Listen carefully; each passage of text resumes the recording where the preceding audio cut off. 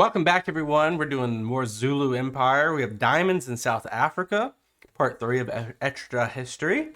Glad you're here with me. Make sure you hit that like button. Appreciate it. Let's jump right in, shall we? Last week, we saw the fall of Shaka. We saw Dingane meet his end at the hands of his half-brother, Mapande. And we saw the Zulu and the Dutch come to an uneasy truce when Mapande allied with them to overthrow his brother. This week, we'll see how European and native relations evolve as the 19th century moves on. But before we can talk about how the Europeans and the indigenous peoples of South Africa interacted, we have to take a closer look at the Europeans who were there. Who were they? Why were they there? The Dutch? What relation did they have to one another? Well, this isn't quite as straightforward as you might think. The two principal powers at play here were the English and the Dutch, but why they're both there and who they're loyal to is about to get complicated. You see, back in 1652, the Dutch East India Company, which that symbol is so... Woo! That symbol right there, that OCV. I'll say this every time I see that symbol. There's coins that are littered throughout the historical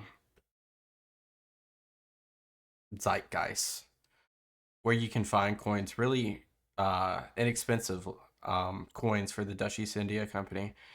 Pick up one. It's really fun. It's really fun to own one. Dutch, under the Dutch East India Company, first settled Cape Town and sort of lay claim to South Africa. But that was like 150 years before our story started. We're looking at the late 18th and early 19th century here. How lovely I just randomly Antarctica found. And what was happening in Europe in the late 18th and early 19th century? Everything. We just did a video about this. Late 18th, early 19th century revolutions, blowing out the water with France and wars. Just got out of the 30-year war. It's crazy. Right. Napoleon. Yeah. During the French Revolution, French armies conquered the Dutch Republic, and the ruler of the Dutch Republic, the Prince of Orange, fled to Britain and asked them to take over his colonies so they wouldn't fall into the hands of the rampaging French. Orange County. This left the Dutch in South Africa in a strange state of limbo. They were now ruled by the British, but were citizens of a nation which no longer existed, and might never come back for them. Many of the Dutch colonists chafed under British rule, and as the British began to expand their colonial efforts far more actively than the Dutch ever had, Dutch settlers began to move into the previously uncolonized interior of the country to escape British expansion. And in doing so, they started to see themselves as independent, neither British nor Dutch, but rather as a part of their own South African nation, who I'm going to refer to as the Boers from Yeah, and that's who they were. now on, since that's how they referred to themselves. As they moved inland, the Boers began to set up their own republics on native territory, often Zulu territory. This created tension in the region that would eventually escalate to the extremity of violence. But for right now, European politics in South Africa really was a matter of the British wanting to limit the power and influence of the Boers, and the Boers wanting to assert their independence and ensure that the British didn't eventually assimilate all of South Africa. But the Boers were limited in number. They weren't exactly getting a large influx of immigrants from the country they'd declared independence from, and South Africa wasn't a primary British concern. So who did the Boers try to use as both pawns and proxies for their struggle? The local people, the Zulus. Okay, so back to the Zulus. Mapande is usually considered a weak king. I think this might be a little unfair, but he was certainly less warlike than his relatives. He negotiated a treaty defining borders with the British, and then gave additional lands to the Boers. Maybe he's not weak, he's more diplomatic. But the British weren't just going to let the Boers expand, so this is where the British really started to encroach on Zulu sovereignty. They claimed that the land given to the Boers was in violation of the treaty the Zulus had made with them, and pressured Mapande into retaking the area. Thereafter, Mapande attempted to navigate the tightrope of keeping both the Boers and the British happy, but he knew he'd need a buffer between him and the Europeans. So, in the 1850s, he decided to launch an invasion into Swaziland to secure himself from Boer encroachment. The British, though, saw this expansion as a threat, and once again forced him out of his gains, compelling him to abandon the territory he'd just won. During this campaign in Swaziland, it became very clear that Mapande's son, Cetshwayo, was a vigorous and capable leader. And here's something strange happens. Cetshwayo just sort of slides into power without killing Mapande. That's not to say that there was no violence. After all, one of Mapande's other sons was also jockeying for power, as the Zulus became less content with Mapande's concessions to the British. Cetshwayo invaded the other son's territory and defeated both him and a small contingent of his British allies. Remarkably, he let the British go and began a new diplomatic policy that aimed at keeping peace with both the colonial powers while giving far less away to the Europeans than Mapande had. Then, somebody discovered diamonds in the area. And then that's where everyone's like, that's actually our territory. You know, the one with the diamonds. Yeah. This always screws things up. European miners started pouring into South Africa, and with them shopkeepers, tool traders, geologists, and all the other support personnel that a major mineral rush needs. But it was never enough. The demand for labor outpaced even the flood of fortune seekers coming to South Africa, and so the European mining firms began to look hungrily at the native population. For the most part, the Zulus and the surrounding tribes were content. Working a diamond mine is unpleasant. The Zulu already had all they needed with their farms and their cattle, and now... And they might not care about the diamonds. They might care, but they might not care. Retrospectively, they would definitely care. But at the time, would they care? I don't know. Now with all these essentially when they understand the economic power diamonds give you, yeah, they care immediately. Productive Europeans flooding in, the Zulu could get a pretty good price for any surplus food they grew. This led mining conglomerates to offer guns for labor, and the British government to start taking more drastic steps toward expansion. The British wanted to secure any potential diamond mines they could, which meant pushing into native and Boer territory at an unheard of rate. At the same time, the British also wanted to start consolidating their hold over South Africa in general, and to integrate the outlying tribes with the growing diamond economy. Doing this basically meant destroying the traditional South African way of life, and stepping on agreements made with the Boers. But the funny thing is, while the British government wanted to make all this happen, their local South African ruling government, especially in Cape Town, wanted nothing to do with it.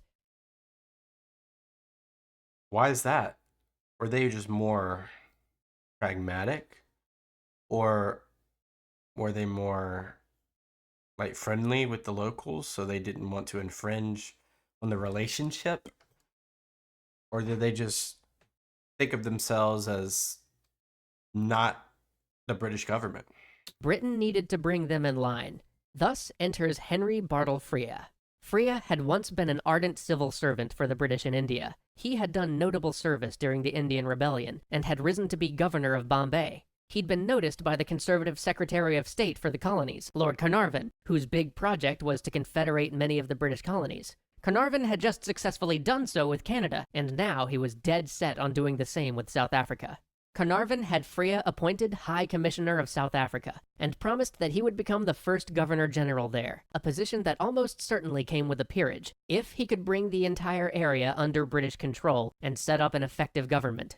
Frere agreed, and began to assess what he would need to do in order to achieve this. His solution was basically annex and suppress everybody, but he especially noted the need to break the power of the Zulus. The local political elite, because they have the power in that region, and they cannot have a competitive power to themselves. Tried to warn him that with the recent British expansion, tensions were high, and any minor event might throw the whole region into war. But Frere was having none of that, and began looking for an opportunity to expand. His first chance came from a minor tribal skirmish between two outlying tribes. How minor? Well, it started as a bar fight. That didn't stop Frere from using the incident as cause to declare war on one of the tribes, against the vociferous objections of the local Cape Colony government. The Cape government succeeded in at least making sure that their local fast light commando troops prosecuted the war.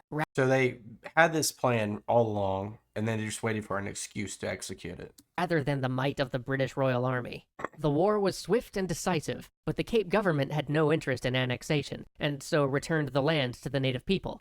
Frere, furious over this, basically used this act of insubordination to have them effectively removed from power, and have himself granted total governmental control over South Africa. Shortly after this, he enacted a law that demanded that all native Africans had to give up their guns. Under what authority do you have to say something like that? Like, what superiority complex do you have to have? Not Europeans, mind you, just the native Africans. Well, nobody was falling for that one. The native tribes were far smarter than Frere gave them credit for, and rose in revolt rather than give up their arms. Good. This time, Frere unleashed the mighty British Imperial Army. But, being unfamiliar with the terrain, not accustomed to the weather, and burdened by their heavier armaments, the British army couldn't even find the rebels, much less beat them. Finally, Freya called back in the local frontier commando troops of the Cape Colony government he'd just overthrown, and the commandos managed to engage and defeat some of the rebelling tribesmen. While this allowed Freya to annex their land, it sent much of the rest of South Africa into a guerrilla I was about to say, when did the airplanes come into the 19th century? war that would nearly bankrupt Cape Colony. But this wouldn't stop Bartle Freya. He saw the escalating conflict simply as an expedient. Now, the British government as a whole didn't actually want a war with the native peoples of South Africa, but Carnarvon, who had appointed Freya, was an opponent of the current government, and he did. If the tribes rose up, it made going to war with them and eventually annexing their land much simpler politically. And so, with that in mind, Freya finally went after the crown jewel of South Africa, Zululand. On December 11th, 1878, Freya sent an ultimatum to Cetshwayo, the Zulu king, demanding that he disband his armies entirely and accept a British observer into his court. He gave Cetshwayo 1 month to comply. These demands were impossible. Needless to say, on January 11th, 1879, the British and the Zulu Empire were at war. Join us next time for the Anglo-Zulu War, the battle that raised the Zulu to an almost mythic status in We've already seen that, but yeah. Western lore, and the final fates of both Cetshwayo and Bartle Freya. Yeah, we've already seen what happens, but I'd love to see how extra history narrates and tells that story. It's just a sad time to continuously see throughout history episodes of colonialism in Fate of Greed versus in Fate of Humanity. But it is a story that we must read and we must tell and must react to. Guys, as always, appreciate you being here. This has been a fun three-part series so far, but we got more to go. I'll catch you guys in the next one. Leave some video suggestions or thoughts below. Peace out. I'll see you guys next time. Bye-bye.